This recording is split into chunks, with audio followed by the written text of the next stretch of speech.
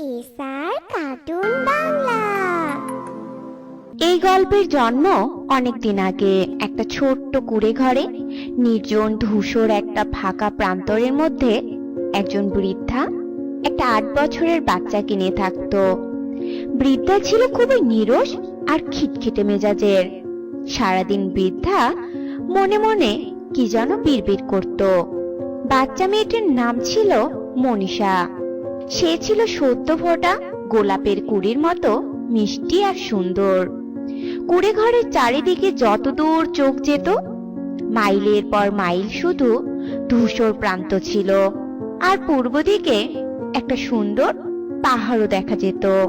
কোথাও একটা বাড়ি, গাছপালা বা ফুল বা অন্য কোনো প্রাণীর চিহ্ন পর্যন্তও ছিল না সেখানে। সেখানে শুধু ওই বৃদ্ধা আর মনীষা ছাড়া মাঝে মাঝে আর একজনকে দেখা যেত। সে হলো এক জাদুকর্ণী, যে ওই বৃদ্ধার মনীষার জন্য খাবার জল নিয়ে যেত।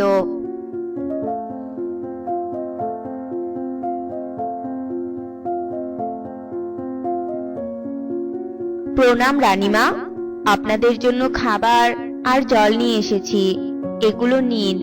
আর রানীমা, আমি তবে এখন চলি গো। যা, আবার যখন আসবি তখন কিছু ভুট্টা নিয়ে আসিস, কেমন? তাই হবে রানীমা। এরপর জাদুকর্ণী চলে যায়, আর এতক্ষণ আড়ালে থাকা মনীষা বৃদ্ধার সামনে আসে। ঠাকুমা, আমি সবসময় লক্ষ্য করেছি ওই জাদুকর্ণীটা এলে তোমাকে রানীমা বলে ডাকে। ও তোমাকে কেন রানীমা বলে ডাকে ঠাকুমা? আর আমরা কেন এই নির্জন জায়গায় থাকি বলো না ঠাকুমা? তোকে বলেছি না আমাকে কখনো প্রশ্ন করবি না। আর আড়ি পেতে কেন কথা শুনছিলি? সেদিনের শাস্তির কথা তোর মনে নেই? তোকে কি আবার শাস্তি দিতে হবে নাকি? না না ঠাকুমা, আমায় আর কোনো শাস্তি দিও না। আমি তোমায় আর কোনো প্রশ্ন করব না। মনীষা তার ঠাকুমাকে খুব ভয় পেত, কেননা মনীষা যদি তার ঠাকুমার কোনো কথার অবাধ্য হতো তবে তার ঠাম্মা তাকে শাস্তি দিত। এভাবেই ভয়ে ভয়ে ওই নির্জন কুঠিরে মনমরা হয়েই মনীষার দিন কাটছিল। চারপাশে কোনো গাছপালা নেই, এখানে থাকতে আমার একদম ভালো লাগে না। আমার পুরনো কোনো কথা কেন মনে নেই? সত্যি কি উনি আমার ঠাকুমা? আমি তো কিছুই বুঝতে পারছি না। মনীষা, মনীষা, এই মনীষা! ঠাকুমা আমায় ডাকছে, যাই ঠাকুমার কাছে যাই। এদিকে মনীষা তার রুক্ষ রাগে ঠাম্মার সাথে দিন কাটাচ্ছিল। অন্যদিকে অনিতা নামের আরেক মেয়ে একাই নদীর পার ঘেঁষা এক গ্রামের এক ছোট্ট কুঠিরে থাকতো। ইস, কত সুন্দর নদী, গাছপালা, ফুল পাখি, সবকিছু মিলিয়ে সত্যি আমাদের গ্রামটা ছবির মতো সুন্দর। কিন্তু আমি এখনো একটা কথা কিছুতেই বুঝে উঠতে পারছি না। কে আমি? এই গ্রামে আমি কি করে এলাম? এই গ্রামে কি আমার জন্ম? জন্মের পর কি আমি এই গ্রামেই থাকতাম? আমার বাবা মা কোথায় থাকে? কোনো কিছুই মনে করতে পারছি না আমি। কিছুই মনে নেই। চোখের সামনে সবকিছু ধোঁয়াশা মনে হয়। যাকে এসব কথা ভেবে কি করব?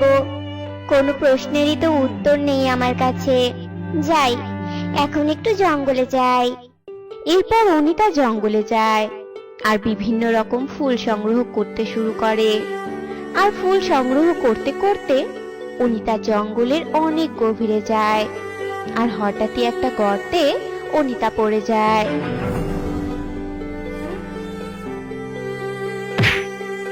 এ কি?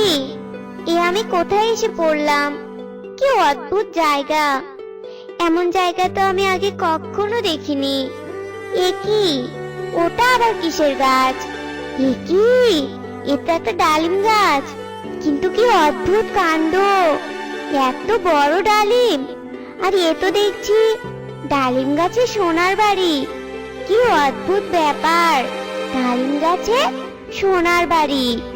এরপর অনিতা কৌতূহল বশত ওই সোনার বাড়িতে যেতে চায়, কিন্তু সে কিছুতেই ওই বাড়িতে যেতে পারছিল না, কারণ বাড়িটা ডালিম গাছের উঁচুতে ছিল। আর ছোট্ট অনিতা সেখানে যেতেই পারছিল না। এজন্য অনিতা চারপাশে কিছু খুঁজছিল। আর হঠাৎই অনিতা লক্ষ্য করে যে পাশেই একটা মই রাখা আছে। এরপর অনিতা ওই মই এনে তার সাহায্যে ডালিম গাছের সোনার বাড়িতে প্রবেশ করে। আর প্রবেশ করে তো সে অবাক হয়ে যায়, কেননা ভিতরের সবকিছুই স্বর্ণের ছিল। এরপর অনিতা একটা আয়নার সামনে যায়। এ কি? এটা কে? এটা আমারই প্রতিচ্ছবি, কিন্তু আমি এত সুন্দর হলাম কি করে? আবার দেখছি আমার দুটো ডানাও আছে। এই ডানা আমার কি করে হলো? আয়নার মধ্যে তো আমায় একদম পরি পরি লাগছে, আর বাস্তবে সাধারণ মানুষ। কি সব হচ্ছে?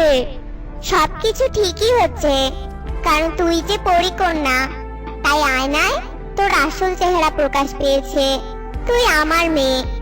খাঁচার ভিতর থেকে পাখির এমন কথা শুনে অনিতা অবাক হয়ে যায়। তুমি তো একটা পাখি, তবে তুমি আমার মা হবে কি করে? আর আমি সাধারণ মানুষ, কোনো পরিকন্যা নই। তুমি সবটা জানতে পারবে আর বুঝতেও পারবে। আগে আমায় এই খাঁচা থেকে বের করো। আর ওই যে ওই সোনার গোলাপটা দেখছো, ওই গোলাপটা এনে আমার শরীরে ছোঁয়াও। এরপর অনিতা পাখির কথা মতো তাকে মুক্ত করে। আর ওই সোনার গোলাপ পাখির শরীরে ছোঁয়াতেই পাখি এক সুন্দরী পরী হয়ে যায়।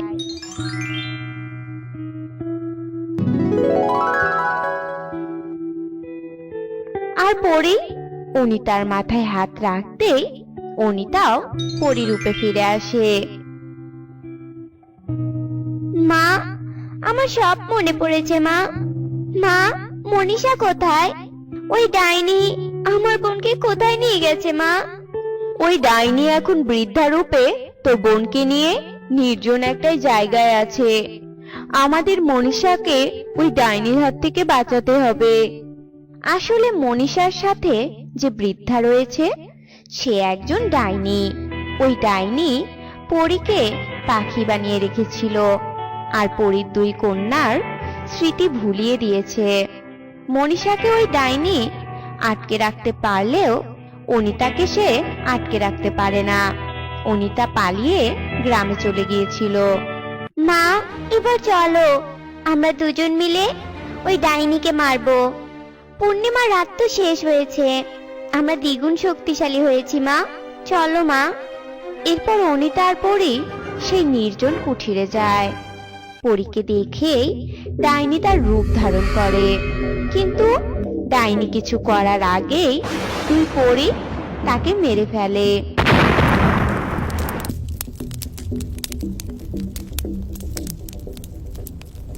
আর পরী মনীষার মাথায় হাত দিতেই মনীষাও পরী রূপে ফিরে আসে, আর সেও সকল স্মৃতি ফিরে পায়।